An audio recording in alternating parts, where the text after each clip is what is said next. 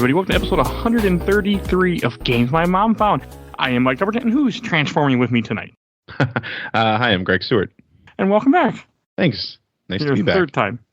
Yes. And before I get too far, first, Greg, where people might know you from? You might know me currently from the Player One podcast and from Generation 16 on YouTube. And previously to that, editor at Electronic Gaming Monthly. Okay. And I recently did finish watching your 100 video games, top 100 video games YouTube video. Nice. I have a confession. I have never played Streets of Rage 2.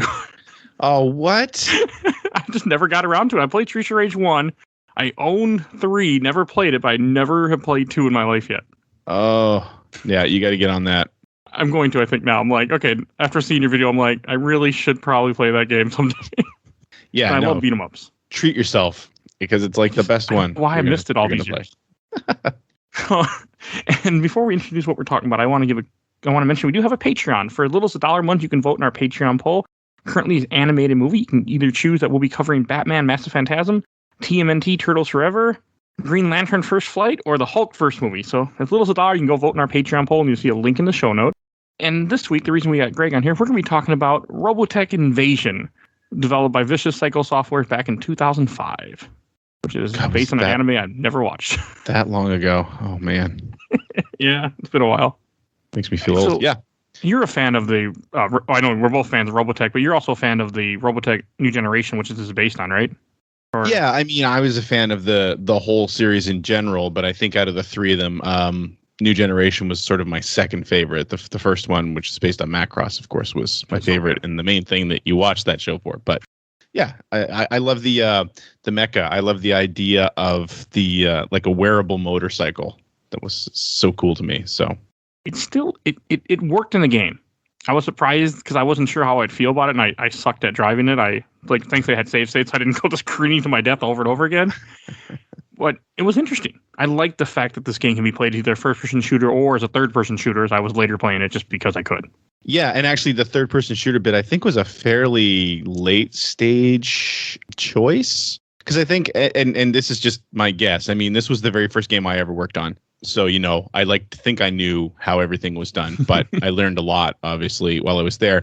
But I think with most first-person shooters, and we've seen this previously, where your head is the camera, you don't necessarily render an entire player, right? Like you don't necessarily render the entire character, but because of the fact that we could transform into cycle mode, we were rendering the entire character, I think, at all times. So then the choice was just made to decouple the camera late in development and give us a third person view. Actually, 2 third person views, because you can put the camera out even further, which is nice. So I used both a few times. I'm jumping around. What was your job on this title? I was my official job was level designer, so which is a bit of a it doesn't really describe what we did, because honestly the levels, like the architecture of the levels was already made. That was done by the art department, which was based around the design document. What the level designers did in this game was basically design skirmishes. Really, we put down we put down the triggers to in the previously created level geometry, but really what we did was design the skirmishes. Again, based on the design doc, which I didn't mind. I've never watched New Generation. I have no love of this particular part of Robotech. I love Macross, as we talked about for hours and over an hour before. And I've never watched the Master Saga, so coming to this, I had no association or care about any of the source material. But it was still it was interesting to me as a shooter. I had fun, like the way the game starts off, where I didn't really you end up showing all the Veritechs coming, which made me laugh because there's not a single Veritech in this game. But I saw the planes. I understand. I mean, it's what's the company again that owns the rights sort of to this? Harmony Gold.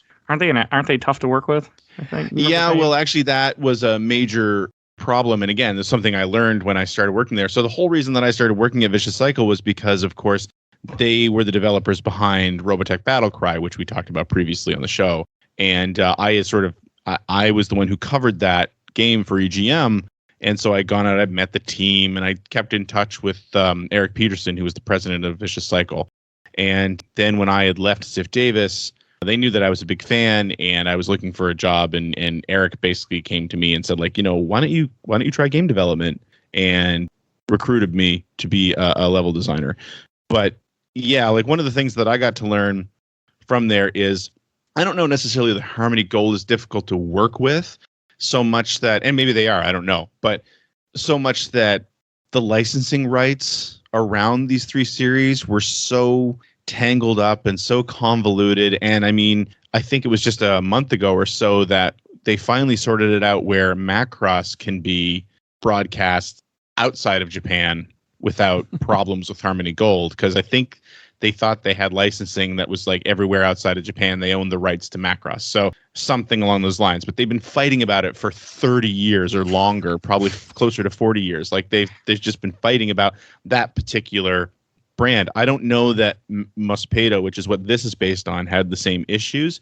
But one thing we had to be super careful about during the development of this was that you didn't make reference to Macross or Southern Cross, which was the second series. We had to be super careful that there weren't references to those series in this, even though they're all technically part of the same large U.S. Robotech series. Yeah, we had to be super careful about that. So again, I don't know that it was Harmony Gold being difficult to work with so much as it was covering themselves legally, because it was such a quagmire, right? And that's why we don't really have anything Robotech today, really, at all. Yeah. That should open up now, right? I mean, because of the agreement they've come to, they've already announced like the big Blu-ray set of I think Macross or Robotech. I don't remember which, and we should see it on streaming services again. So, that's good. It's exciting. I'm gonna have to buy that then. Yeah, me too. It's that damn show. And to me, like with Robotech Battlecry, it was you had your Veritex. It was a third-person game completely, and this is such a different take on it, which I thought.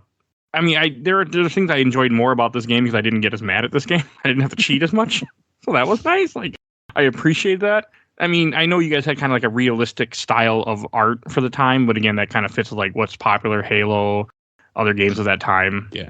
Which I mean, it doesn't age as well as like cell shading does, but again, who knew? I mean, only Nintendo really knew that for sure. That with Wind Waker and stuff they did, I feel. Yeah, fair enough.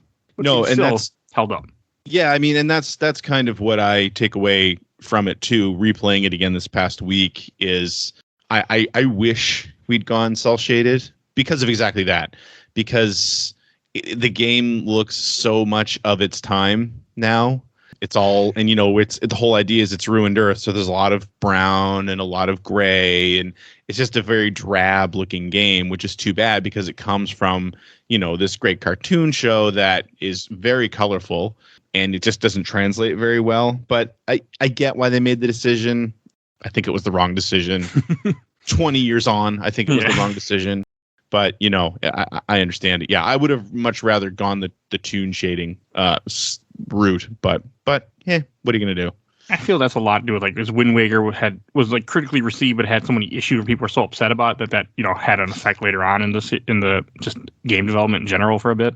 Yeah, no, absolutely, and you're right. I mean, Halo was such a monster around the time that this came out. Like a Halo 2, I think, came out the same year that I was working on the development of this.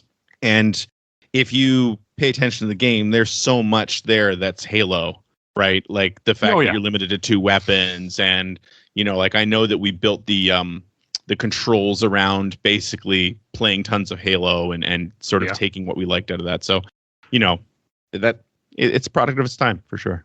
And also like the other thing that felt like very Halo to me, like you were saying, like the controls, the 2 guns, the way the look of everything kind of reminded me a lot of Halo also, which I was fine with. Like I had no association with the source material, so I didn't care what the Mospedo looked like. I didn't even know. I'm like, aliens, I shoot them. Okay.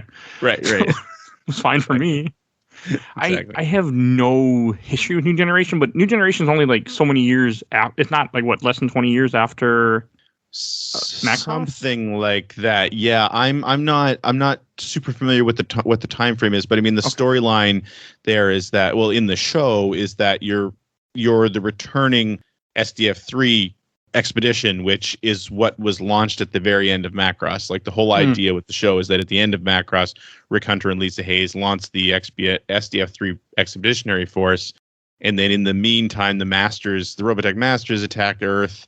And then after the Southern Cross beats them back, then the Invid attack and occupy. And you're supposed to be part of the Rick Hunter's returning forces that are trying to take back the Earth. So it can't be that long after because, I don't think Rick Hunter was supposed to be a very old man at that point. But yeah, I think it's 20 or 30 years later. Okay.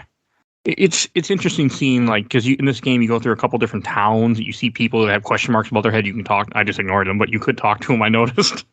It wasn't what I was playing for, but I thought that was interesting. It was cool to see that in this, and like I listened to some of the stuff they were saying, like talk about like a slave camp and how the Mospita are using them as like labor force, and I thought that was interesting in building this world, especially a world that I wasn't like interested in. It was cool to see these little parts that happen, like the whole beginning of the game where you're just running around fighting Mospita and everyone's dying around and you can't die and you just keep fighting. I thought that was an interesting start to the game.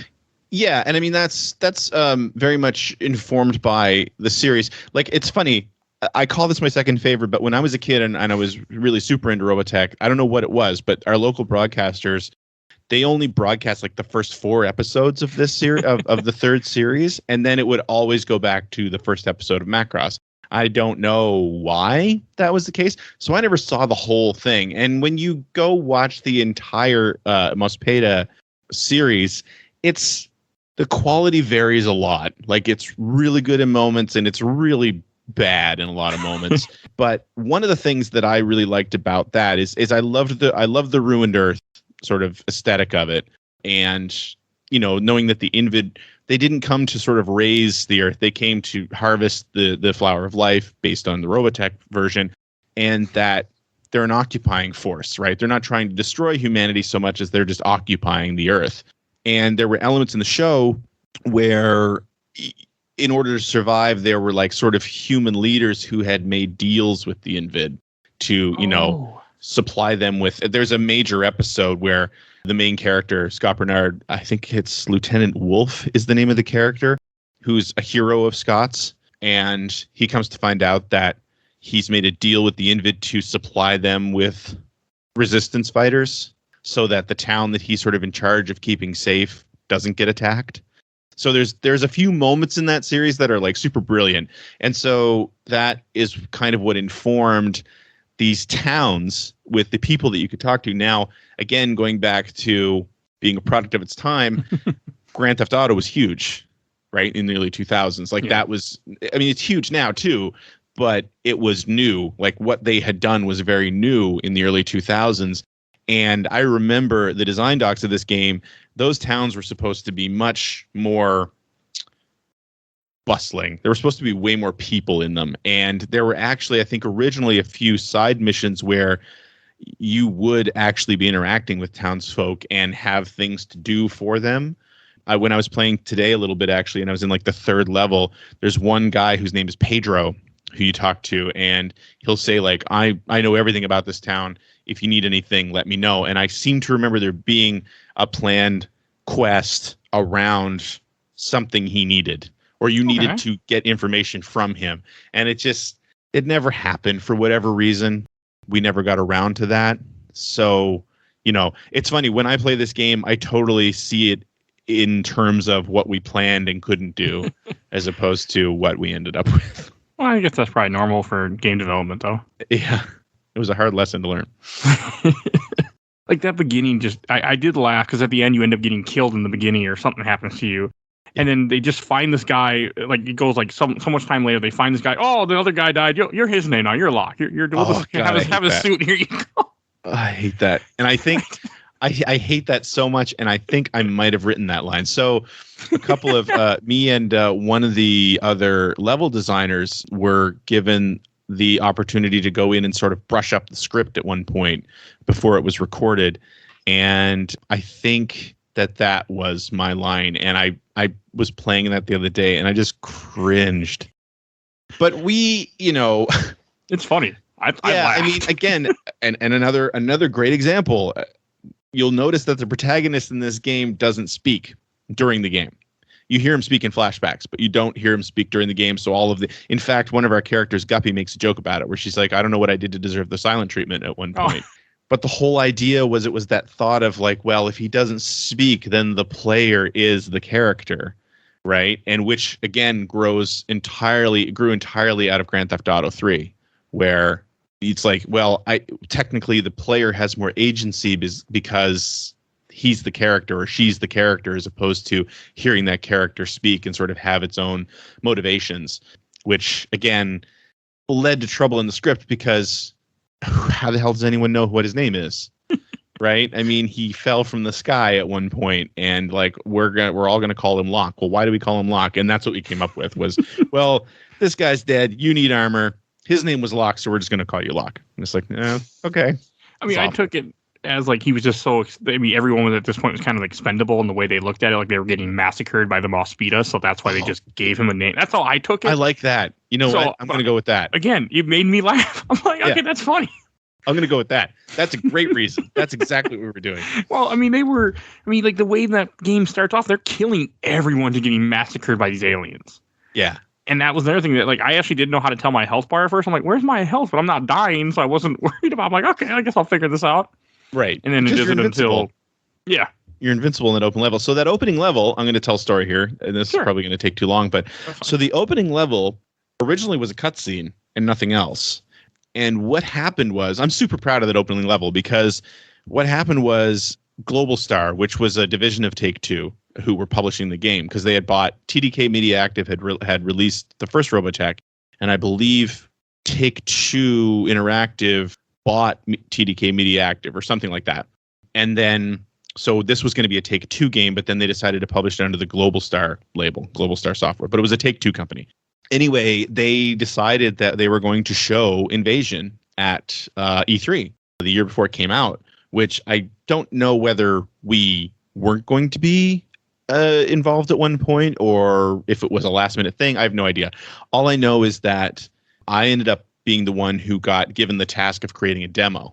And what they did, again, so as a level designer, as I mentioned before, you would get the level, and it had been created, and you know, you had to populate it and put all the triggers in and all that stuff. So they didn't have an extra level that had been created, but what they did have was the title screen. So if you look at the game, the title screen is the Invid Hive, and that's a big 3D model, right? So they basically said, make the demo using this. And they handed me the title screen, and they put collision on everything. And then, you know, it's like, just create battles through this title screen. And that's what I did, and that's what we ended up with the E3 demo. But I remember my direction was, talking about influences, my direction was Medal of Honor Frontline, whatever Medal of Honor game that had come out that had the D-Day Normandy invasion. The opening level was the Normandy invasion, right? Yeah, it's the Normandy invasion. So we're like, we want it to be exciting like that. And it's like, what? Like that was like one of the pinnacles of like first person shooters at that point. I remember being blown away by that level. So they gave me this big empty level. And basically I had to create a path through all these little tendrils that were on the ground and spawn enemies that would come in. But I was super proud of it because we came up with a few cool techniques there where if you play that level, you'll see there are fighter plane, like there are alpha jets flying over the level. But we can only spawn like 2 at a time. And it's just because that was the limit of the engine. Yeah. And they weren't made as things, it's hard to describe it. They weren't made as objects that you could interact with and that had any sort of, there was no scripting behind them. Like they were literally just static objects. So basically what I did was I built, I think, 6 paths over the level that these things all they would do was slide along. They didn't do anything. They would just slide along these paths. And then what would happen is when they got to the end of the path, they would despawn and then they would respawn at the start of another path, and they all had different routes. So it looked like, if you look closely, I think it's like 6 different paths they take, but it looks random enough that every now and then you just have an alpha fighter flying over really low, which is a nice touch. And at one point I had one that would go at the hive and then it would like bank, it would climb and then go up and over it. And then I spawned some missiles from a certain point when it got there that just, they didn't hit anything. They flew into the hive and they disappeared. So there was a lot of stuff like that. And things like taking the dropship model that you use at the beginning of that level and having it fly out from behind the hive at one point, and then we just created some VO that said, take out those anti-aircraft guns, and then the thing explodes, but it comes down and explodes right by some anti-aircraft guns, and the whole screen shakes, and there's like a huge explosion. Anyway, it got really well received, and the demo went really well. The demo actually got picked up and put on the Xbox Magazine demo disc, which I have around here somewhere. And then they decided they liked it so much that they made it the first level in the game. So I was super proud of that whole level. Although it did suck that in the E3 demo and the Xbox Magazine demo, you could transform. You were wearing your Cyclone in that level. But when you play the game, you don't have your Cyclone until level 2. So you're stuck walking the whole time, which slows everything down a lot. But it was still fun. I did notice so the planes flying, are those essentially Veritech that don't transform, right? The Alpha Fighters? Yeah, well, so the Alpha Fighters in the third series, they are transformable fighters. They're very much based on the Veritechs, more or less. Okay. But you don't see that happen because they're not built to do that in the game. Okay. Although I think in the third level, when you're going through the crashed capital ship, at one point you can see a bunch of them in their robot modes in there. You can't do it, with them, but you can see them in there. I remember seeing them like, hey, those look a lot like Veritechs. I saw them flying around. That was cool. Yeah. Like I did remember seeing them on the level thinking they were doing something, but you did create a good illusion of them interacting with you even though they're not. Like I was thinking, okay, I see them flying above and stuff happening, and that was the plan. It was just to make it look exciting because otherwise it was you fighting like 2 or 3 Invid at a time, and that was it. So Invid fighting's not bad though. Like I had fun with it. Like the purple, like the big purple ones, you can blow off their arms, you can shoot them in the eye, like. And I can lock on, so I was happy. Yeah, and that was So the original idea for that was too that they were going to be sort of event fights. So like the Invid were supposed to be really hard to kill because again, if you watch the series, those fighters were supposed to be super tough, and that's how we built them. But through sort of the balancing, we ended up figuring out that the Invid actually they weren't much of a threat. Because they were so big and they moved relatively slowly, and then you had a bunch of our little human characters that would attack you, but they were so skinny and they moved so fast and they could fire so quickly that they ended up becoming a much bigger threat than the Invid in the game. Like when you were fighting them, and you couldn't lock onto them. So when you were fighting them, they were hard to hit. They never missed you, and they were quick and hard to see because of the dark backgrounds. So sort of our way to fix that was to make the Invid bullet sponges and just sort of amp up the amount of hits they took to kill, which I don't know translated very well in the final product, but I mean, I do like the way they look. Yeah. They look cool. And yeah, I didn't have a problem with their amount of health. Like I put this on easy. Everything except for the big blue ones, everything felt reasonable. The blue ones near the end of the game were an ass. With the lasers. Yeah. But it fit where you're at in the game, so I'm not like it wasn't a bad thing to me. But that was the only one where I'm like, okay, they got a little bit too much health. I had to actually try on them and aim for the eye to take them out quickly with a sniper. Well, I mean that's good. That's what we wanted you to do. But yeah, I didn't have a choice. It wouldn't die fast enough. But like the fact that you have that one gun that can turn into a sniper rifle can also be a machine gun. Hold down. Like all I really used was that one gun. And I was okay with that. Like I picked up the Wolf pistol here and there, like when I would get it, and I had a machine gun that ran on ammo, and I didn't care. I stuck with my one rifle. Did that use protoculture as ammo? It did, yeah. And so the whole idea was that, and that rifle was, we wanted you to, like, you weren't allowed to drop that rifle, the Garand, I think it was called, because part of the game's progression was that it would get better and better and better. Like you get a rifle stock for it, becomes a machine gun, and then you get a scope for it, and it becomes a sniper rifle. And so that was kind of the main thing. But I mean, I think, and I don't know because I didn't make this decision, but I think that we, where it's a first person shooter in the early 2000s, you've got to have a big weapon selection. So we did that.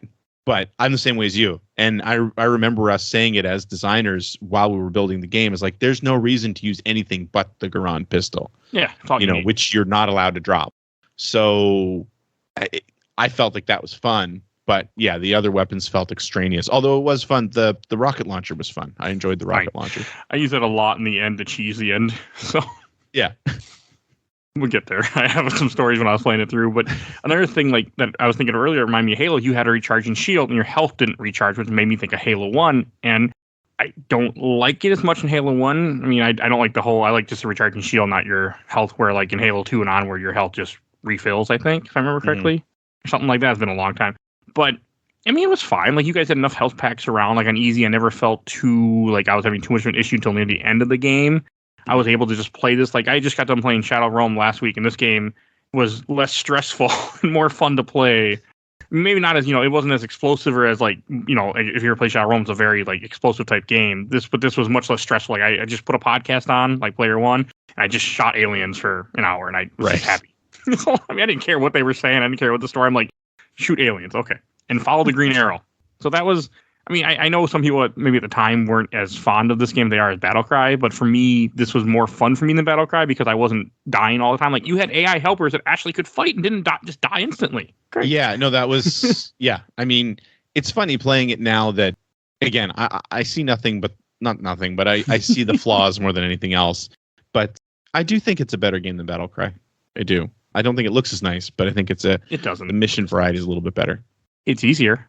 It is absolutely easier. I mean, I love Battlecry because of what it is and the fact that, I have the rose-colored goggles on, but the fact that this game is much more playable, which I liked. I liked the fact I could just pick this up, I could play. I wasn't, dying all the time. I wasn't like having to really, I just could play and just enjoy the game. And that was a nice change. Yeah. Compared to the other one where I had to put cheats on so I couldn't die and kill everybody one hit just to barely get through the game. Right. Yeah, no, for sure. I wish playing it this week, my big thing is with the first couple of levels that really hit home was it's so slow. The game starts off so slow. And I wish we had done something a little bit different. But I remember having a conversation with the owner at one point where he sort of had said, like, one of the biggest issues with game development is that, only X percentage of people ever actually finish your game. So you kind of there's kind of this very, very touchy balance of, like, put all the exciting stuff first, but make sure you still have something cool to do at the end. Like, and I don't know that we hit that just right. And the other thing too that I was really reminded of is that the levels are clearly built for the Cyclone cycle. The levels are massive in this game, which I think is something to be proud of for a game of this vintage. But boy, when we had tons of problems with the engine. We used Havoc. And I mean, otherwise it was an internal engine. And the thing we had the problem with is that if the bike got going too fast, and I don't know the technicalities behind this, and it was mostly on the PlayStation 2 that we had this problem because it was sort of the lesser of the systems that we used. Yeah. We did PlayStation and Xbox. Is that if you hit some geometry hard enough or fast enough, and it was just at the right moment, you go right through it.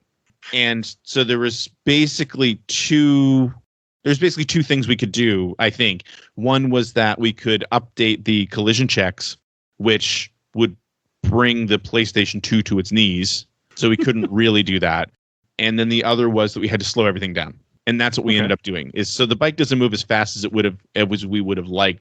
And the other thing is that when you're in tunnels, you're not allowed to transform into the bike, which leads to some hilarious moments in a script that was written before we made that decision where like they teach you, Guppy upgrades your bike so that you can use a turbo boost, and then she drives up a tunnel and like you get in control again, and it says double tap X to use turbo boost. But if you go after Guppy, the second you turn into that tunnel, you're forced into robot mode again. So you can't do what we just told you to do. But and it's like, especially in those first levels, the tunnels are clearly built to drive through. They're really long, they're huge, and they've got these choke points that, if you really think about it, that was meant to force the player to get into robot mode, or I call it robot mode, but, stand up off the bike and fight. But because you had to walk through them, the tunnels are just these long strolls where almost nothing is happening. And it's just like, oh, God, I wish I could drive through here right now. But it was a technical issue that we had to deal with, right? I walked at all times when I could. If there was no time limit, I just walked. I mean, the bike was fun, but I would crash into things all the time. I just didn't feel, and I couldn't see shit on this game because I don't think I didn't have it wasn't bright enough for me. Could have been my game, my setup too, and I was playing in a lit room. Yeah. So it was a combination thing. So I would always have night vision goggles on almost all the time. So I didn't want to be a bike because then I couldn't see what the hell I was doing. I would just crash into things. But right. I mean, that wasn't the game's fault. That was more, I feel, playing in a lit room too, during the day and not on a PS2 or a CRT TV for that matter. But So there was that, but I mean, it was fine. Like I didn't mind the big open areas. I would just walk and listen to like I said, listen to a podcast, and I was okay with that. Like I mean, I can see from a gamer standpoint where people might not like nothing going on, but I was content with just a peaceful time before I had to go shoot more alien. Yeah, no, that's great. I mean, playing it again, I think we did do a decent job at sort of bringing across the whole ruined Earth aspect of it. You did. You get to see towns. You get to see a junk. You go to a swamp. You go to like you guys did put in a decent amount of different things. Like you have your desert town with your sewers, and I like how there's one guy that won't let you go toward the highs. Like, no, you gotta go talk to this guy. I'm like a video game thingy where I try to go up the ladder. But I'm okay with that. But it amused me. It always made me laugh. There's that one level where you meet Dr. Osmond, who was also a character we're really proud of because he ended up making his way into the comic books. Oh. There was a Robotech Invasion comic series which wasn't related to this game at all. It came out, I think, the year after our game did, or maybe the same year. But Dr. Osmond actually made it in as a character in those comics, which we were all pretty proud of. But yeah, like such video gaming moments where you get to his compound in one level and he's standing over this gigantic locked door and says, "You're not allowed in. I'm not letting you through." And then he leaves, and then one of your companions says, look around and see if there's a way in. And you turn a corner, and there's this gigantic pile of explosive barrels. I was like, well, that's probably it. And you just and there's nothing else that's even remotely a chance that that's what could be the entrance. And you shoot it, and of course, there's a big hole in the wall. I was like, oh, there was no tension there, but I guess it was fun to blow up a bunch. I laugh barrels during this part because when you finish going through there, it's like, oh, you guys were just an annoyance. You just killed 30 or 40 people, and we're just an annoyance. I'm like, okay, like, all right, I guess nobody matters to you. Yeah, it made me laugh. Because he said something of that annoyance, like you were just an annoyance or something like that, or you weren't. He makes some kind of comment where you just didn't matter. Yeah, and I'm like, you just killed everybody. His character has some kind of god complex anyway, right? Like he thinks that he's the only one who can save the world, and that hover tank I think is another good example of the licensing issues because, and I don't know this for sure, but I remember talking to the game designer, Matt Gregg was the game designer, and I seem to remember us having a conversation where he was talking about, we have hover tank. Dr. Osmond has a hover tank, which you see in that scene. They talk about it. I think originally the idea is that it was going to be based on one of the hover tanks from Southern Cross, which is the second. But again, we couldn't do that. So it had to be completely original. I don't know if that's 100% true, but I seem to remember that being a conversation that I ended up having once with the designer.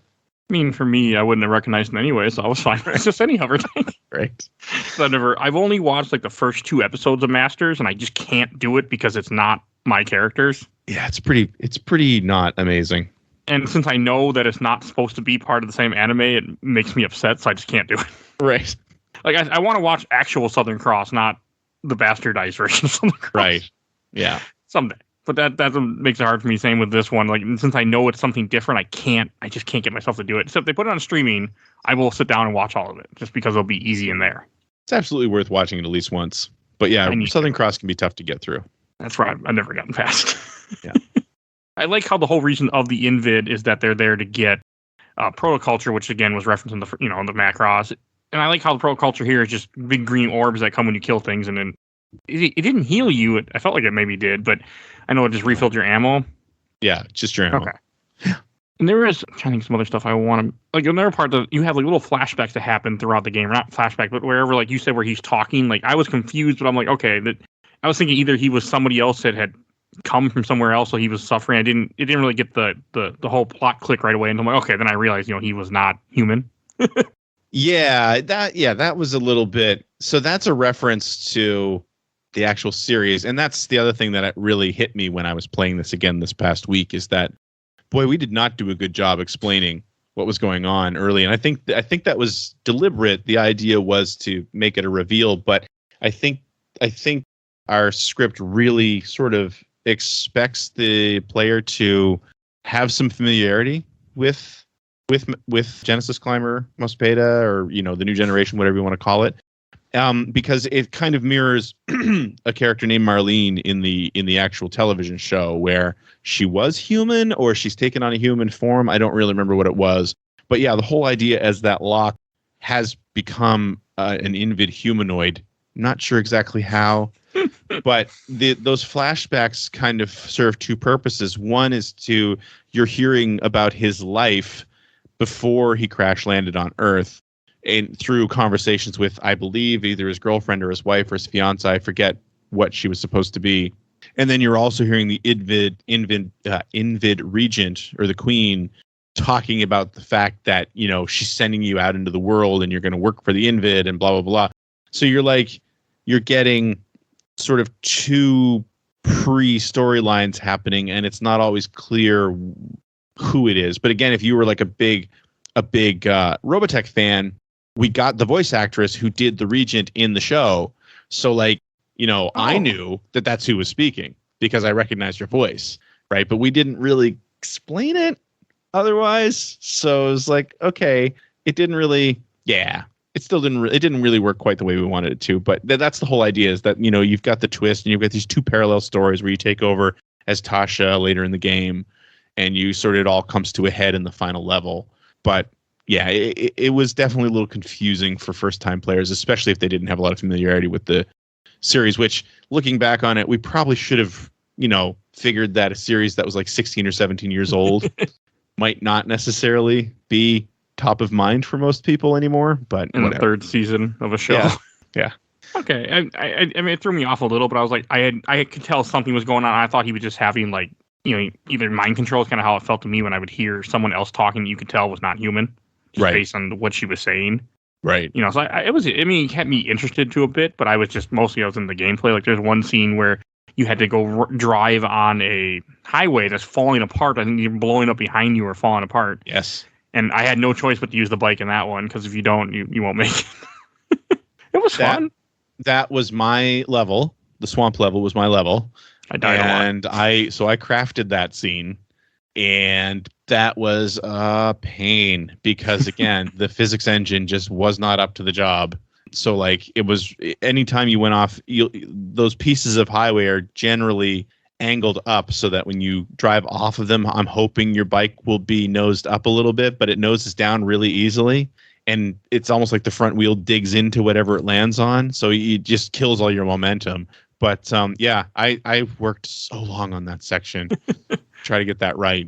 I remember we had another issue in that level too, where there's some big walls that are there to slow you down in the swamp, like so that you can't just drive your bike through everything. There's little gates in them.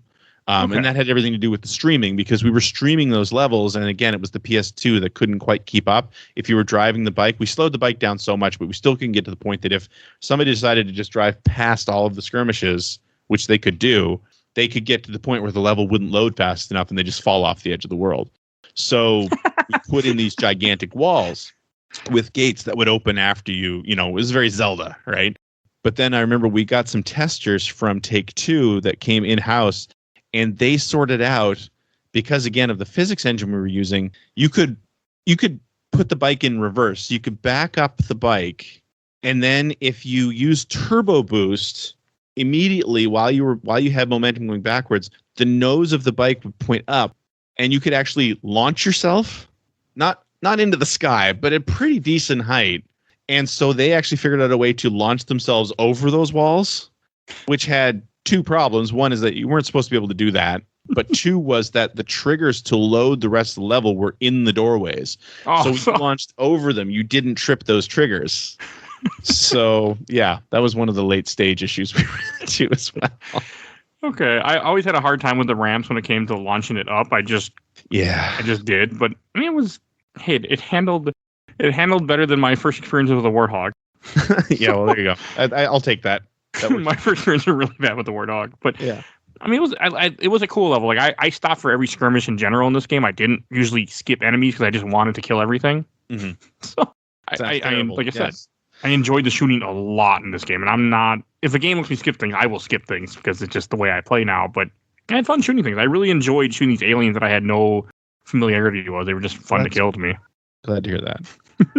And their level there was one part that did make me angry. So on the snow level, right near the end of whole campaign, you have a part where you have to take out these turrets you're near the last hive, because you've taken out a few hives earlier, which were fine. And you're taking out the last one, and you have the ship that's coming down, and you have multiple turrets to take out. I couldn't get to one of the turrets. I watched a video of some guy jumping on top of a debris and then sniping a little tip of the turret. I don't know if I just was doing it wrong, or I just could not find it when I looked for it. I don't remember. I'm going to say that was somebody else's level, so I'm not going to take any credit for that. No, it could have been that, like, because I know in the guide I was looking at, it told me to, like, drive over to one side, boost up, and then you can find it, where I couldn't. I sucked at boosting, especially in a small area, so I just watched a video, and this guy jumped on a ship, jumped on debris, and sniped just the corner of the turret and blew up that way. That's all I did. I'm like, okay, cool. But I mean, that was the one part where I'm like, okay, I'm a little irritated, but yeah. It might have just been that I just could not find it for the life of me in that timer, and I was reloading at the time, so I could I would save state and then look for it, not find it, reload, look again. Yeah, no, I don't remember. I never got to that. When I was replaying this week, so I don't remember that too perfectly. I only had one glitch that happened to me during this game was where I had to restart the level or restart an area where there's a bridge you have to defend also in the snow level, and you have these multiple turrets you have to take out. Well, I blew up one turret, but he didn't despawn. So when I killed everyone else, he was still sitting there. He wasn't shooting, but he was just sitting there so the game wouldn't move on. Oh, yeah, that would do it. I was playing again today, and I had something very similar where in the second or third level, there's a bridge that when you're going across it, it actually blows up, and you fall to a rail bridge below you. And I had forgotten about that. And when I was driving over it, I actually ran into that issue where when I fell through the rail bridge underneath. So in my head, I'm like, oh, wait, maybe I'm not supposed to go across the bridge when it blows up. So then I respawned and I did that area again, but I didn't step out onto the bridge to make it explode. And so when the bridge itself had actually exploded, there were still some Invid, I don't know if they're scouts. I forget what those flying ones were called, the red ones. And they just stopped doing anything. They were floating in place. They didn't despawn, but I couldn't hit them, and they weren't shooting at me.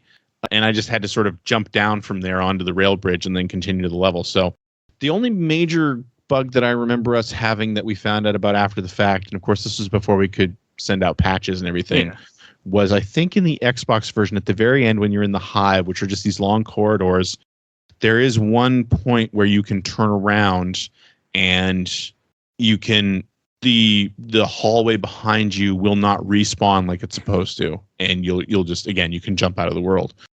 But that was something that was also something we learned that at that point, and I mean we're talking 20 years ago, so this isn't necessarily the same as today, but Sony's QA was much more stringent than Microsoft's was at the time, because Microsoft passed it with that bug still in place, and Sony caught it and got us to fix it. So I think it's the PlayStation 2 version that will not happen, but on the Xbox One it will. Okay. And there was another part that maybe used the cycle that I thought was interesting. I had to reload it because I wasn't moving fast enough, because whenever I didn't have to use the cycle, I wouldn't, because I like walking. Because I would boost. I would jump and boost, and that to me was That's how a lot of people played it. That I was comfortable with moving, where the bike was fast, but then since I couldn't see because it was so dark, I'm like, I just run into things, and so I didn't use the bike as much. But except for the bright level, like the snow level, I used the bike wherever I could see where the game wasn't in a cave.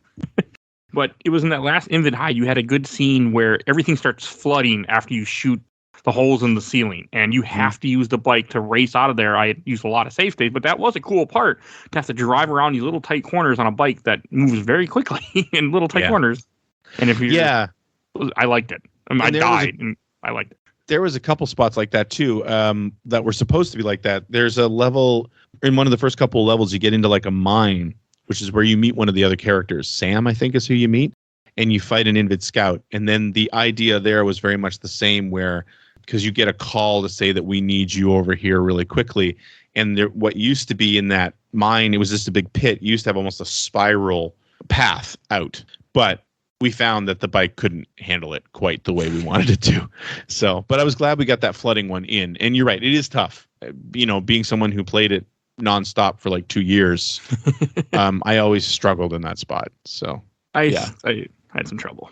Yeah, because I couldn't do my normal running. I had to actually use the bike. Yeah, but it was cool to have it there. Like once I figured out what I was doing, like that was interesting. I enjoyed the very gameplay, and even then, like at one point in the story, as you get to the end of Locke's campaign, you fight a boss that you have to die on, and then you go play as a different character, which I thought was interesting. Yeah, for a good chunk of the game, you redo a bunch of the levels that you were already at, but you're seeing it from a different point of perspective, where they find out that there's an Invid spy among them, and she's trying to get to him while he's going and rescuing people throughout his campaign, which it was an interesting take. Like, there's one part you get locked in prison with her, and you have no mechs, you have no shield. I'm like, and I didn't like it because I liked my shield, but it was a cool gameplay aspect.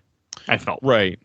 Yeah. No, that was I think the story in this game, and it was written well before I got there. I think the story in this game is strong for sure. Like I was always pretty proud of the story. I think a lot of people didn't end up experiencing it because they probably didn't get through the whole game. But yeah, I think that was one of our strong points for sure. There's a scene in a truck where you're in the back of a truck that I know people. Because I asked people comments for this before that I'll read later that had trouble with that part. I did too, but safe states help. Was that the turret where you're in the turret? Uh-huh. Yes. Yep. You can get massacred. That has been way toned down from what it was when we originally built it. Okay. It used to be much harder. It was the toughest part for me, I think, in the whole game. And it's early on. I can see how that can take people. It's just, I mean, with save states, I was able to see who I need to kill first, what I need to deal with. But yeah, that was hard. That was a hard part. It's really, and it's something that I've been thinking about a lot because, I'm sort of, actually, I'm a big racing fan and I'm sort of playing two different racing games that are pretty new right now. And one of the things that's very extremely obvious is sort of the disparity in budgets between the two of them. And like, I look back at this game as well, and, I like to imagine how issues like that could have been fixed had we had the kind of budget and time that like a huge studio has, where you had, if we had an army of play testers who were balancing it as well, how much better those situations would have been than us just sort of, I mean, it was more scientific than us taking a guess. But, there was a lot of, especially as we got near the end of the game's development, there was a lot of like, okay, this is too hard. What's the easiest thing we can do to fix it? And it's like, reduce the number of enemies that spawn, or reduce the amount of damage they need to take, or maybe adjust their firing accuracy, something like that. Just how do we adjust those knobs a little bit to make it easier to play. So yeah, that's one of the ones that I think we didn't quite get right. It's also very much of that era, though. As a guy who's been playing a lot of PS2 games lately, that's just the era where it has stuff like that. And most games, I feel like, have turret sections that are shooters. Like that was like a thing, especially early 360. Every early 360 game I played has a scene with a turret. Yeah. That was a thing at the time. And like the whole part with the truck is good until you get into that little corner where it stops and gets stuck, and then you have to go. You have to back up. That's when it got challenging. Other than that, it was fun. It's funny. That's yeah. I know exactly what you're talking. You're right. And there was another turret section in this game where you had like some giant turret and you're trying to protect a ship, which was I was failing at it, but the ship survived and then blew up anyway. Yeah, I think I know. Is that in the swamp? I want to say it's either the swamp or it's later. You're protecting some ship that's trying to crashes into a hive at the end of it. Oh yeah! Wow. No, I don't remember that one. Near the end, but yeah, it's near the end of Locke's quest before you have the whole shift. Okay. Yeah, I don't remember that one. The shift was fun too. Like I really like the part where you end up getting captured and you're in that camp and you have to escape the camp. I thought that was really interesting, where you had no armor, and it really made me think about how much I love the shield. And I had to play differently. I had to hide and actually like try to play more stealthy, not just run and shoot all the time. Yeah. Well, and again, in those moments, just like at the beginning of the game, you realize how extremely accurate the human players can be, or the human enemies can be, and how careful you have to be around them. Because I know even when I went back to replay this game for the first time in a few years, I'd forgotten how easy it is to die right at the beginning of the game, because you have no shield and you're surrounded by human enemies. Yeah. So the human enemies, are they people that are working with the Invid then in this series? Like you were saying earlier? They're meant to be gangs. So there's like a bit of I'm going to say like a Mad Max sort of structure here. And it's, again, one of the things that the gangs used to play a bigger part than just being fodder. Okay. Like, actually, in the very first level, this is one of the things that I so wish that we didn't have to cut, but we did. You're in the town you start in, actually, it's called Canyon Falls. And it's funny because you start in it and you immediately leave it. But at some point near the end of the level, you come back to Canyon Falls to meet Guppy, who gives you turbo boost, but she needs you to go get her tools from the I forget what the name of the gang is. But if you notice, so Canyon Falls I always loved, and I think it's actually based on a city that was in the actual cartoon show, where it's literally, it's a city that's built in a ravine, right? So the buildings are built back up sort of against these canyon walls, which I always thought was really cool. But if you notice, the canyon you're in is a big oval, right? Like if you leave Canyon Falls from either direction, you come back on yourself. And the reason it's like that is because what was supposed to happen there wasn't supposed to be like a fight to go get the tools back. There was supposed to be a race. Oh. You were supposed to race the gang leader around Canyon Falls. But again, I think it was a mixture of not having enough time and also, again, the physics issues that we were running into. Yeah. That we just didn't do it. And it's one of the things that I really regret that we had to take out, because I always thought it was, the trouble with having a mech that turns into a motorcycle is that you need to find reasons to use the motorcycle.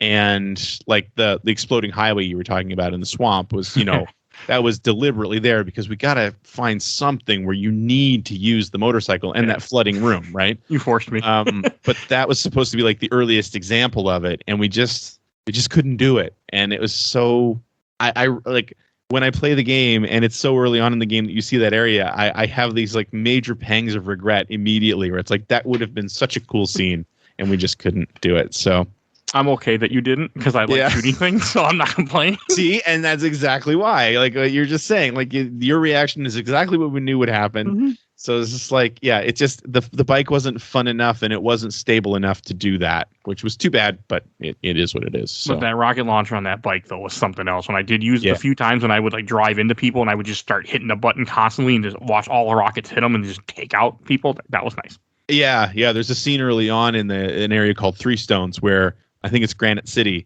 and the red Invid Scouts or whatever the flying ones fly up out of it and attack the city, and you're like in sort of this valley, and you come up this path, and there's 2 or 3 usually sitting right there, and that's your first chance to really use the rockets on the bike, I find, and it's so satisfying to fire off a bunch of rockets and then just see them explode and drive under them, and it's like those were the moments we were looking for in the game, and so when we had a chance to do it, we always took the opportunity.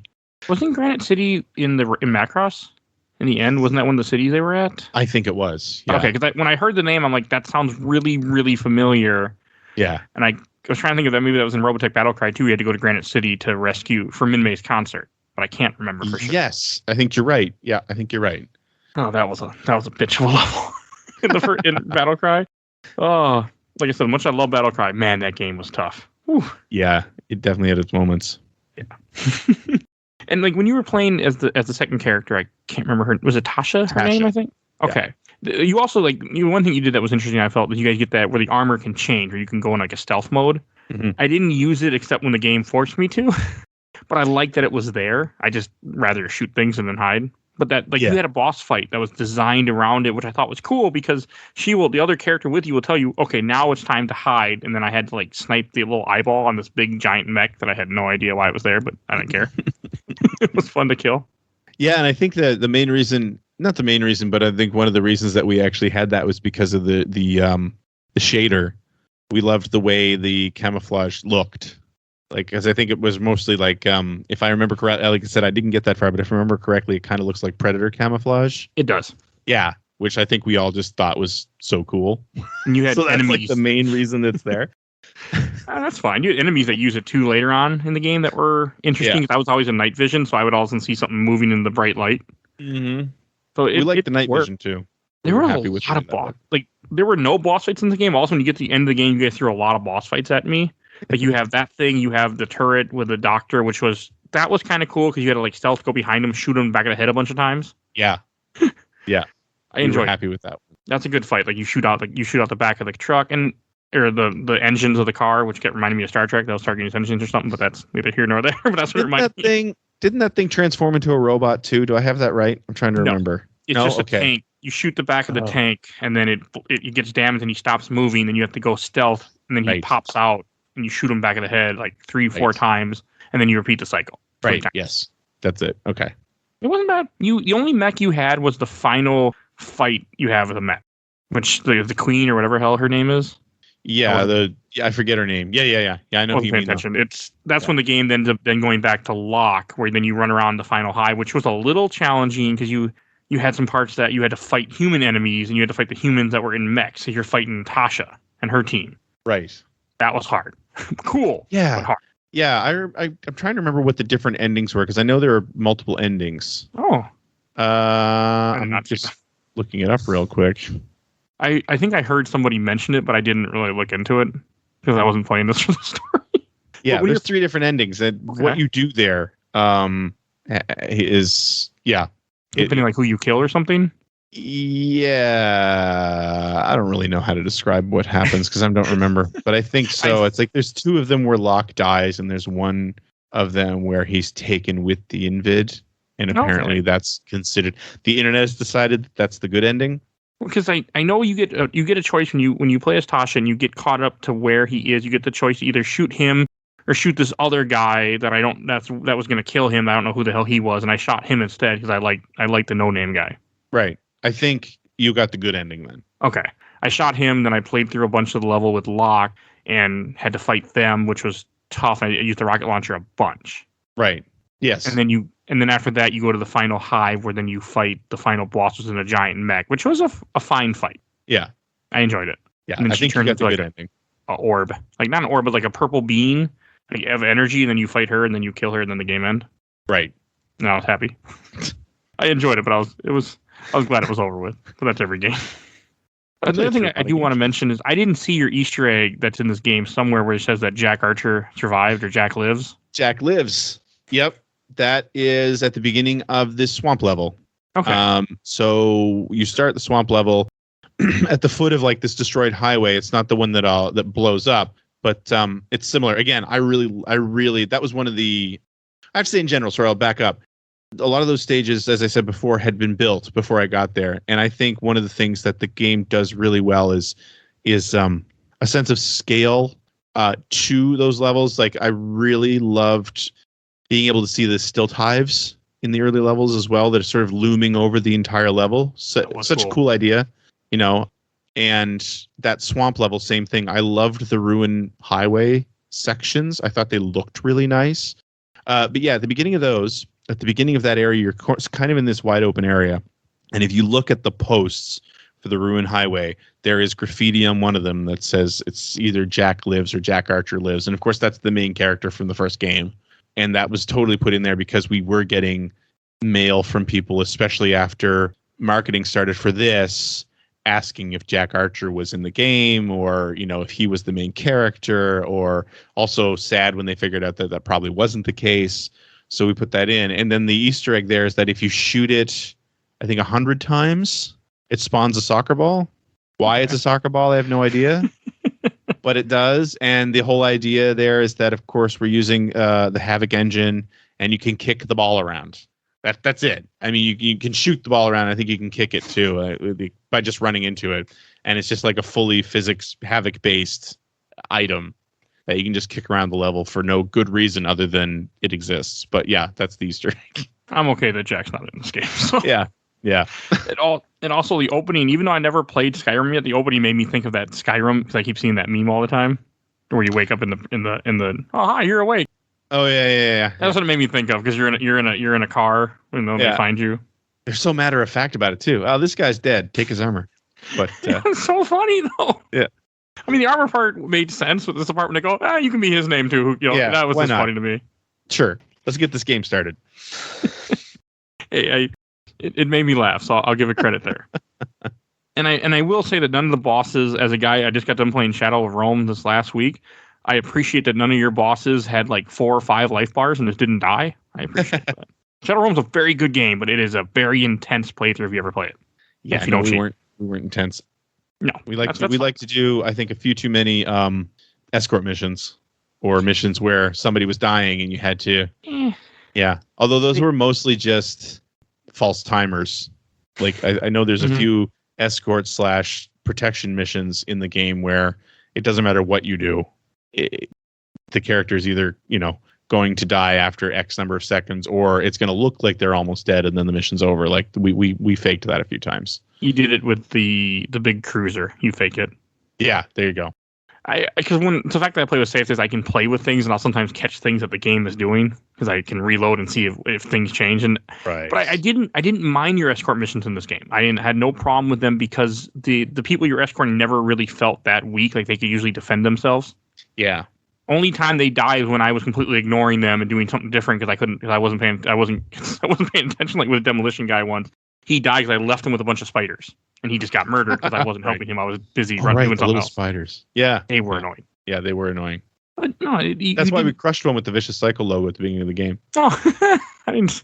Okay, but it was better escort missions than Battlecry, where Battlecry made me just get really, really frustrated. Even though I could kill things in one hit and things would still die because the game wanted you to do particular things we talked about last time. This game didn't do that, and I appreciate that it didn't do that. Yeah, I think we were trying to be really careful about that because of exactly what you said. I think that the feedback they'd gotten on the Battlecry escort missions was pretty negative. So, and people don't like escort missions in general, so. I mean, I want to say I don't, but then again, I love RE4, so it's hard to say. There you go. I don't mind them as long as the character can defend themselves or at least is not making you always lose. Right. Or in this game, as long as you played along with them on easy, they would make it out of it. As long as you just were there doing something. Right. Like there's one point you had us on a bridge. The bridge collapsed. You have to snipe enemies so this other character can get back to you, and that was fun. She held her own as long as you sniped. Yes. Yeah. And again, I think a lot of that was pretty faked, just so we could have control over what was going to happen around the player. Because even when I couldn't find her or left her on her own, she got to red health. But she was still moving along. Yeah. Because I don't know, I was ignoring her for some reason. I couldn't find her. I was doing something else. So I'd play around and watch how some of the meters go. And I see what you mean, though, with some meters that just would like get to a certain point, then stop, or like they would say certain things. It was fine. Any things you want to say? I got some questions that we can read from different groups. No, let's hear the questions. Okay, or I should say some are questions, some are comments, a little bit of both. But I'll start with from Stoletto Carlos. Very good game. I still have it for PS2. From Ken Fujimoto. I had a GameCube at the time, so I only had Battlecry, but man, I wanted this. Yeah. So we heard a lot of that. From Harvey Hoover, I can't get past the back of the truck gunnery part. Uh-huh. I don't know what this is, but from Shannon Carbello, wish you would have had some missions where you were in an alpha. Oh, like the Veritex? Yeah, and we it's funny, like I think we heard that early on that people were asking that because I think some of the early marketing materials, you could see the alphas. Like I said, there's that crash ship that you go through at one point, and it's all dark. It's the first time we ask you to use the night vision, and there are row upon row of alphas in that ship, like both in jet form and in robot form. And I seem to remember people asking when they saw those photos, like, "Oh, are you going to be able to fly an alpha? Are you going to be able to play as an alpha?" And I think Eric Peterson did an interview at one point where he revealed, like, no, you're not going to be able to do that. And there was a bit of a backlash. Okay. So there's actually a line in the game where Guppy says it in that section where she's like, it's too bad I didn't bring I think it was a conduit router because I could have fixed one of these alphas up in a flash, which I think was supposed to serve as here's the reason why, but almost served as sort of a taunt. Yeah. To the players at the same time. So yeah, I mean, I was bummed too because I would have loved to have had some flying missions as well, but didn't happen. I mean, plus all the right issues, I'm not surprised that, with it being such a mess. Yeah. And from Nick Becenti, I wish these games were on Steam. I miss playing them. Yeah, they won't be on Steam. Well, I'm assuming it would be tough to even if to re-release these because of all the right issues.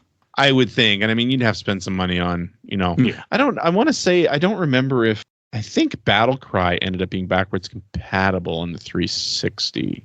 Oh, that's cool. I'm not sure, but I don't think Invasion ever was. The games didn't sell well enough. For, that's the big problem. So I know this one didn't sell as good as Battlecry. No, it didn't. Which and Battlecry didn't didn't sell as well as they wanted it to. So. Well, when you base it on an older anime, I mean, I was head over heels when I heard Battlecry came out because I was so in love with Robotech as a kid. But when this came out, I didn't care because this wasn't my Robotech. Yeah, no, exactly. Yep. It had nothing to do with the games. It had to do with this. There's no Rick Hunter here. There's no Veritex. I don't want this game. From Christopher Taylor, I love this and Battlecry. Never understood how neither had a PC release. Yep. I'm assuming it just didn't make enough money for you guys to go through that? Yeah, it was just, like, it was the same reason why. Well, I don't know why the first one didn't have a PC release, but the second one, I mean, we whittled down the number of systems that we were using at that point too. Like, there was no GameCube version either, so the first one had a GameCube version as well. I don't know. I that was way above my pay grade, but I just assumed the budget was smaller. I mean, also I feel like sometimes sequels don't do as good depending on the franchise.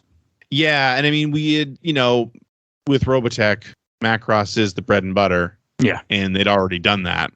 Right. So, and I think it's telling that they skipped over Southern Cross completely and went on to the new generation. Yeah, that's what I thought was weird too. Because as a Robotech fan, I remember this game came out. I'm like, why aren't they doing the second saga?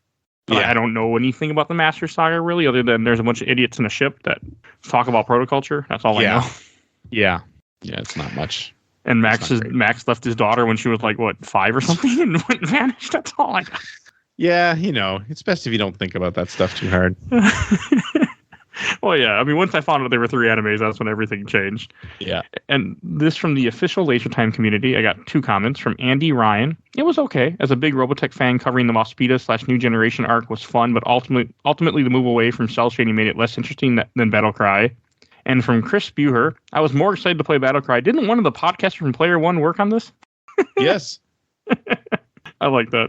And I comment, of course, to him, told him too. Yeah. So, yeah. No, that was my first game. And from Robotech lovers, I got a few comments. From Max Oze, so happy you are covering this awesome game. Perhaps one of the lesser subjects covered this, the fantastic music done by Jasper Kidd.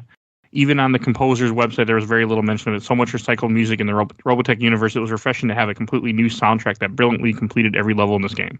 Yeah, that was a big get for us. And especially, I think, where, we, as a team, we were being published by Global Star, which I think was a bit of a kick in the pants, because, it made it feel like it was very much a secondary game and wasn't all that important to the publisher. Again, I don't know if any of that's true, but that's just the way I think a lot of us felt. But Jasper Kidd was quite hot at the time because of the Hitman series. He was the composer in the Hitman series. Oh. And when we first got his soundtrack, we were very excited. That actually, out of everything here, the soundtrack was actually released on CD for Invasion, which I loved. I love the fact that we did that. Now, speaking as a Robotech fanboy, I kind of wish we had more of the original music in the game, the original Robotech music in the game. But his soundtrack is fantastic. You did have at least one song, right? I could have swore I heard the main song at different points, like in the intro. The theme is there. You hear it. The first time you hear it is when you blow up the first hive. Okay. That got me excited. Yeah. That song will always resonate with me. And I'm like, okay. But, oh, God, yeah. I know some people complained that it had a different soundtrack. It didn't have like the regular one, but it didn't mean I wasn't listening most of the time, so I didn't care. Yeah, I mean, the thing with the original soundtrack too, and I'm, I say this as a massive fan of the original soundtrack to the series. A lot of the music used in that was very short loops. And I think, our levels, I mean, like the first level, you can spend an hour in the first level easily, right? And if you were hearing like a 20-second loop for long stretches of time, it wasn't going to work. It was going to get really annoying really fast. So, yeah. I just play with my solution to all games. Just play with other things on sometimes. Yeah, there you go. From Bartholomew Bras. Some people didn't like the game, but I enjoyed it. Spent many nights up longer than I should have on this game. Cool. That makes me happy. So let me see. In the last one from Robotech World, I have two I'll read. From Guillermo Patino. Like playing with friends, but rather with a Battlecry feel to it. And from Thomas Markowitz, it's just another military shooter, but with a Robotech skin. There's nothing special about it, really, but I thought it was okay. I think that's fair. I mean, it was absolutely based on the military shooters that were super popular at the time. Yeah. It was trying to do that. That's one thing that we haven't talked about, though, that I think is such a shame as well, is that the multiplayer doesn't work anymore. Oh. Too bad. Because the game has a multiplayer shooter mode. But it's only online? Yeah, it was through GameSpy. Oh. GameSpy, it was on GameSpy servers. Okay. Which are long gone. How was the multiplayer? Like you would transform into a bike and then do stuff too, or? No, it was mostly, I don't remember if you could transform as a bike. It wouldn't have been very useful because the whole idea was that the bike missiles would lock on to Invid, and I don't think it worked multiplayer. But again, it's been almost 20 years since I played the multiplayer. It was mostly just arena style first person shooter battles. Okay. So yeah, which makes sense for the time. Yeah, because the thing with the bike too, if you remember, and I don't know if it got caught you out a few times in the game, but when you are riding the bike, you're clearly not wearing your armor, so you're much easier to kill. Yeah, that I noticed that, unfortunately, when they killed me. Yeah, so I don't know that in multiplayer it would have been all that fun, but yeah, I mean, it had, I forget how many maps, but it had a few multiplayer maps that it wasn't Halo, but it was fun. Yeah, but that's a big hurdle there. I mean, Halo's kind of a one of a kind thing, though. Yeah, for sure. I mean, I feel like for the time in 2005, the other shooters that might have been out around this time for the PS2 and Xbox, like one that your buddy mentioned not too long ago, Brute Force, in one of your early couple episodes ago, which I forgot completely that game existed until Phil was like, "Oh, Brute Force." I'm like, yeah, oh, okay, that's a deep cut there. It felt like it would have fit in that same, like, what you would have been getting at that time. It would have been comparable. It was comparable whatever else I would have played at that time as shooters. Yeah, no, I totally agree. I can't remember a lot for Xbox, but I know I would have played like for I think Pariah was one of them. I remember thinking about playing, or something with a P. I remember seeing the cover. I can't think of the game now. I think I have the wrong. Yep, it was Pariah 2005. Pariah? I don't even remember that game. I always remember the cover, and I kept looking at it and wanting to buy it. So I played it once. It wasn't, but it was, again, it just, first-person shooters were just that way. So there's nothing, like, I understand why you guys did what you did. It makes sense. It fits the era. I mean, the graphics are fine. I mean, even today, like, they weren't ugly enough where I didn't like, oh, I can't play this. Like, it was fine. They weren't like early PS1. Yeah. No, again, I think the biggest problem was I when I look back at the two things that I would have loved to have done in general is I would have loved to have more color. But again, like you're saying, early 2000s shooter, brown and gray. I mean, that's what they were, earth tones. That's what you got, And then the other thing is I wish our human characters were bigger. Like they seemed small, and that made them hard to hit. Yeah, they were small, but also it made the Mospita seem that much more monstrous. Right, which is, I think, the whole reason it was done that way. Like that was the point. But I just wish, I don't know, they're too hard to hit. That's my I had problems at first, but the fact that the ammo was so prevalent, you could just hit an air and you'd get them. Right. I didn't have too much of an issue with them most of the time on easy. Right. Yeah, I mean, I don't think anything else that. And the music, from what I did hear, was fine. I mean, I thought the voiceovers were fine. I mean, I wasn't really paying attention to the story, but it seemed fine. The story seemed interesting. I just didn't care. I mean, the exciting part about this was the same thing that with as far as the voice actors went, was the same thing as with the original game, is that it was basically the original Robotech cast that were voicing almost all the characters. Was Lisa in here? Yes, I thought I heard her voice. I was like, that sounds like Lisa. The character wasn't there, but she is, I believe she's the actress that voiced Sam with a really, really heavy, like, New York accent, and also Locke's fiance in the flashbacks. That's her voice. Okay, because I heard that. I'm like, this sounds really familiar. She's got such a distinctive voice. Yeah. And like the main guy who played Roy Fokker is Silas, plays Silas. The guy who played Rand in New Generation is Arturo. Anyway, he's one of the main characters as well. But yeah, almost every voice actor in the game is one of the old Robotech voice actors. Okay, that's cool. Yeah. A couple jumped out at me. That was the main one because I always liked Lisa in that old show, so it jumped out at me. I'm like, that sounds really familiar. That's cool. Okay. Any last things you want to say about the game before we go to shelf stacker box? I mean, I think I've said pretty much. Like I said, when I play this game now, I sort of look at the lost potential. I really wish we could have sorted out the collision so that the bike could have been faster and we could have taken more advantage of it. But overall, the only other thing that I would say is that playing the first few levels, I really wished we had gone for it a little bit more.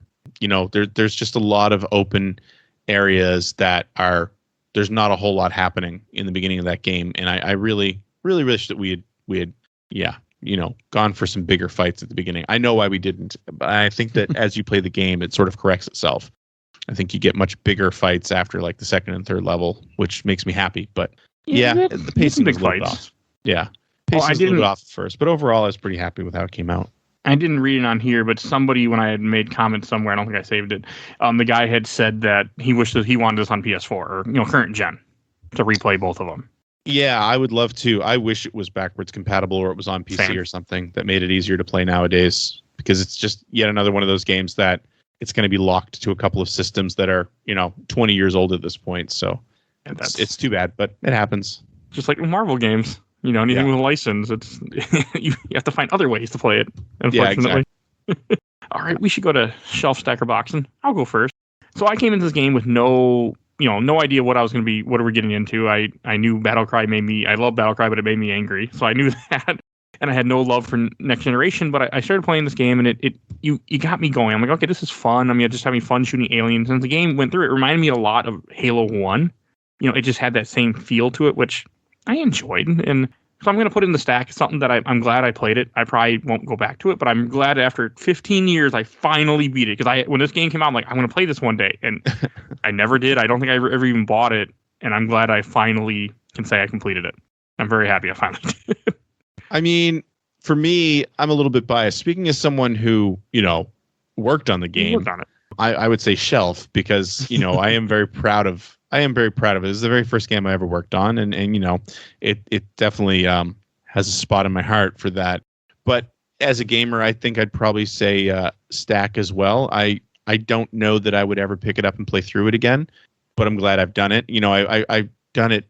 I probably played through the game since it came out probably twice. Once when it actually came out, I decided to play through it again.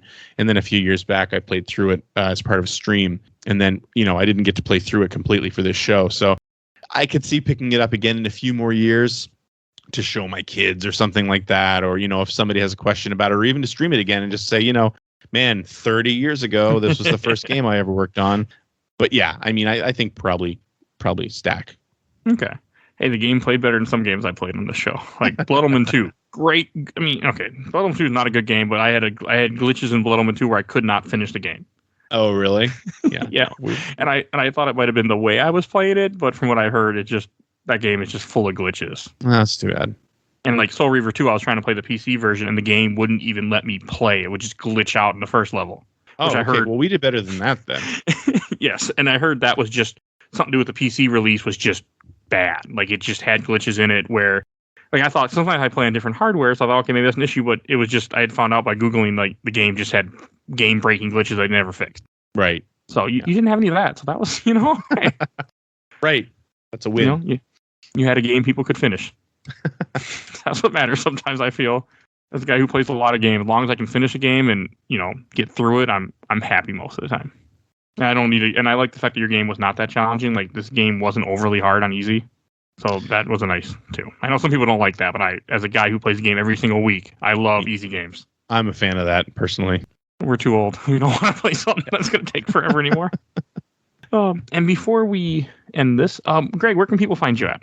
So you can find me on playeronepodcast.com every week. We record a show. Again, it's a bunch of old men, dads who used to work in the industry. Well, actually, two of us still work in the industry, but, we used to work in the games press 20 to 25 years ago, and that's kind of where we come from. And as gamers all our lives, and now as parents who have kids who are gaming as well, that's kind of where our show goes.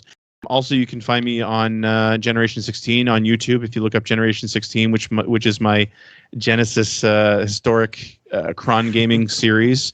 I also put other videos on my channel on there. As you mentioned earlier, I just did a top 100 games video, my favorite games of all time, which I'm glad you got to take a look at. I was pretty proud of it, but it's all very retro game focused. And 3 nights a week on Twitch TV/Sewart, where I mostly stream retro games in support of Extra Life and the IWK Children's Hospital here in Nova Scotia. So 3 nights a week, Monday, Tuesday, and Thursdays. Come check it out. Okay. And there's very racing focused too, I noticed. I'm a bit of a racing fan, yeah. Yeah. I'm actually, as soon as we're done here, I'm going to finish watching the British Grand Prix. So, you also have turned me on to wanting to try more Sega CD games, because I've only played one in my life. So because of you, I might hunt down one in one way and play some more. My life's mission. You did. You had some that made me like, okay, I'm curious now to try, because I've skipped Sega CD completely. It's fantastic. I got to say, I love the retro game focus now. Is nice to see people discovering. I think it's like a lot of people were so Nintendo focused when they were younger. People are actually started discovering a lot of Genesis and Sega CD and Saturn games, because there were some great games on those systems. There were some Taro games on the systems too, but there were some great games there that people are discovering. So if that's, you know what, if one of my videos led you to check out a new game on Sega CD, I am totally down for that. Matt, I've never played Saturn once in my life. Oh, you are missing out. Well, I've been wanting to play Panzer Dragoon Saga because I'm a big RPG guy for years. Yeah. So one day, but worth playing. You got my attention to, I should look into more Sega CD and Sega Saturn. All right, I should introduce what we're talking about next week. So next week we are diving into an RPG that I've been trying to put on the show since I started. We're playing Squaresoft's Live a Live that never came to America before. So you can hear all about that next week. And if you enjoyed the show, please go look at our Patreon. For as little as $1, you can go vote in our Patreon poll that I mentioned at the top of the show. We have 4 animated movies. You can choose what we're going to cover next month. So definitely go do that. And I also want to give a shout out to our $10 person donating on Patreon, Watt. Thank you for supporting the show. And you too, for as little as $10, you can throw on our Patreon. I will promote your podcast or YouTube show for 4 episodes a month. So definitely go take a look at that. And I also want to give a shout out to our buddy Bill Tucker, who's on the MCU show with me. Go check out his podcast that recently started, A Gamer Looks at 40. Much different take than this show, but he gives some good interviews. Go check him out. And I want to thank Greg for coming on this episode and talking about Robotech with us. My pleasure. And the last thing to say is please follow us on Facebook, Instagram, Twitter, and on YouTube. We're also on YouTube finally, just audio format, but you can go listen to the shows on there. And I think that's everything I need to say. So we will see you guys all next time. Bye, everybody.